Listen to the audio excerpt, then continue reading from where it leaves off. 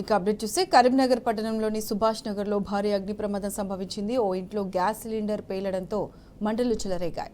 మంటల ధాటికి పలు ఇళ్లలో గ్యాస్ సిలిండర్లు పేలాయి. దీంతో పెద్ద ఎత్తున మంటలు చెలరేగాయి. దట్టంగా పొగ అలుముకుంది. ఇళ్లలో ఎవరు లేకపోవడంతో ప్రాణ నష్టం తప్పింది. ఘటనా స్థలానికి చేరుకున్న ఫైర్ సిబ్బంది మంటలను ఆర్పివేశారు.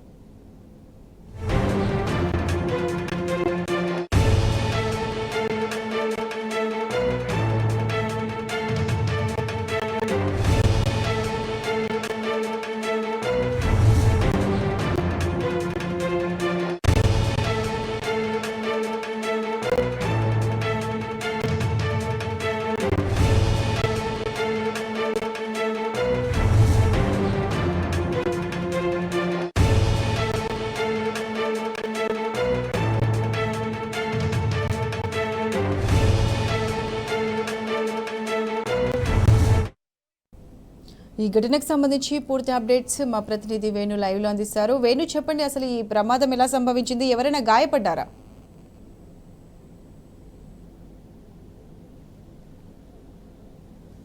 ప్రత్యూష, అదృష్టం కొద్ది ఏంటంటే ఎటువంటి ప్రమాదం అంటే ప్రాణహాని అయితే ఏం జరగలే, కానీ ఇది 10-11 గంటల ప్రాంతంలో ఈ ప్రమాదం జరిగినట్టుగా తెలుస్తుంది.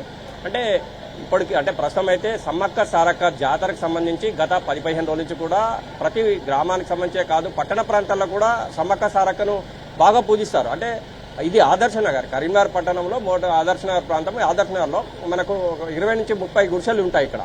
అంటే గుడిసెలకు సంబంధించిన వాళ్ళు కూడా ఈ రోజు అంతా కూడా సమ్మక్క సారక్క జాతర పోవాలని చెప్పి వెళ్ళినట్టు నేపథ్యం ఒక ఎత్తు అయితే, మరోవైపు పోయేటప్పుడు ఒక గుడిసెలో అంటే దేవునికి సంబంధించి ఈ ఊదుబత్తులు కాకుండా మరోవైపు ప్రమిదలు ముట్టించిన నేపథ్యంలో వారు వెళ్ళిపోయిన తర్వాత ఈ ప్రమిదల ద్వారానే మంటలు వ్యాపించి గుడిసెలు అంటుకున్నాయని చెప్పి స్థానికులు చెప్తున్న నేపథ్యం మనకు కనిపిస్తుంది.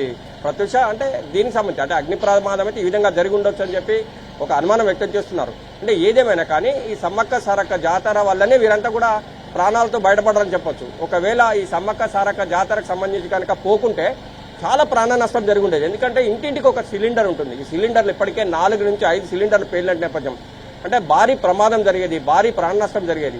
అంటే ఇవన్నీ కూడా సమ్మక్క సారక్క జాతర నేపథ్యంలో ఎవరు కూడా ఇళ్ల లేని నేపథ్యంలో ఎవరికి కూడా ప్రాణ నష్టం జరగలేదు. చూడొచ్చు మనం విజువల్ ద్వారా. ప్రస్తుతం విజువల్ చూస్తే అంటే ప్రతి చోట కూడా అంటే 20 నుంచి 30 గుడిసెలు ఉంటాయి. కనీసము ఇంటికి 5-6 వేసుకున్నా కూడా 100-150 మంది ఇలా జీవించే అవకాశం ఉంటుంది. అంటే వీరంతా కూడా ఈరోజు ఉదయమే సమ్మక్క సారక్క జాతర నేపథ్యంలో అందరూ కలిసి కూడా ఈ దానికి వెళ్ళినట్టుగా స్థానికులు చెప్తున్నారు. మరోవైపు కొద్దిసేపటి క్రితమే స్థానిక ఎమ్మెల్యే మాజీ మంత్రి గంగుల కమలాకర్ కూడా ఇక్కడ వచ్చి వీరందరినీ కూడా పరామర్శించారు, నష్టపరిహారం చెల్లిశారు. ఎట్టి పరిస్థితుల్లో భయపడాల్సిన అవసరం లేదు, ఆదుకుంటామని కూడా చెప్పిన నేపథ్యం మనకు స్పష్టంగా కనిపిస్తోంది ప్రత్యూష. ఎందుకంటే ప్రభుత్వం వీరు చాలా నిరుపేదలు, రెక్కాడితే కానీ డొక్కాడని నేపథ్యంలో వీరికి చాలా కష్టాలు ఉంటారు కనుక ప్రభుత్వం వెంటనే వీరిని ఆదుకోవాలి. వీరికి ఇండ్లు లేవు కనుక ఇండ్లు కూడా కట్టించాల్సిన అవసరం ఉంది. మరోవైపు చూసుకుంటే తక్షణ సహాయంగా ప్రతి గుడిసెలో ఉన్న వారికి ₹1,00,000 ఆర్థిక సహాయం చేయాలని కూడా కొద్దిసేపటి క్రితమే టీ న్యూస్ చెప్పిన నేపథ్యం ప్రత్యూష. అంటే పూరి గుడిసెలు కనుక ప్రతి వారు కూడా నిరుపేద కుటుంబాలు. మరోవైపు వీరంతా కూడా అంటే ఈ ప్రమాదం జరిగిన వెంటనే కూడా ఇక్కడ స్థానికంగా ఉన్నటువంటి రేణి హాస్పిటల్, ఈ హాస్పిటల్లో కూడా ఫైర్కి సంబంధించినటువంటి ఆర్పే విధానం ఉన్న నేపథ్యం ఒక ఎత్తు అయితే, మరోవైపు వెంటనే అగ్ని ప్రమాదం సంబంధించిన ఫైర్ ఇంజన్లు 2-3 రావడం, మరోవైపు మున్సిపల్ సిబ్బంది రావడం, స్థానిక ప్రజలు రావడం, వీరంతా కూడా వచ్చి వెంటనే ఆర్పిన నేపథ్యంలో భారీ ఆస్తి నష్టం కూడా తప్పిందని చెప్పాలి. అంటే ఇంకోవైపు ఏంటంటే ఆస్తి ఎంత నష్టం జరిగింది అనేది మాత్రం ఇప్పటివరకు మనకు తెలియలేదు. కానీ ప్రస్తుతానికైతే ప్రాణహాని మాత్రం జరగలేదు. ఒక్కరికి మాత్రం కొద్దిగా హాని జరిగినట్టు తెలుస్తుంది. హాస్పిటల్ తీసుకెళ్లినట్టయితే స్థానికులు చెప్తున్నారు. కానీ వీరంతా కూడా ఈరోజు ఉదయమే సమ్మక్క సారక్క జాతర నేపథ్యం ఒక ఎత్తు అయితే నిజంగా వీరి ప్రాణాలను కాపాడింది వారే అని కూడా అనుకోవాలి. ఎందుకంటే ఇవాళ కనుక అదే కార్యక్రమం లేకుంటే వీళ్ళంతా కూడా ఇళ్లలో ఉండేవారు. వృద్ధులు కావచ్చు, పిల్లలు కావచ్చు, వాళ్ళంతా కూడా అంటే వాళ్ళ కుటుంబ సభ్యులు పనులకు పోయినా కూడా వారికి సంబంధించిన తల్లిదండ్రులు కావచ్చు, చిన్నపిల్లలు కావచ్చు, వాళ్ళంతా కూడా ఇళ్లలో ఉండేవారు. ఈ ప్రమాదమే కనుక అట్లా జరిగినట్టే చాలా ప్రాణహాని జరిగేది. కానీ అదృష్టం కొద్దీ వీరంతా కూడా అంటే గ్రామ దేవతలను సమ్మక్క సారక్కను దర్శించుకోవడం కూడా వారి పాలిట ఒక వరంగానే మనం భావించవచ్చు అని చెప్పొచ్చు ప్రత్యూష.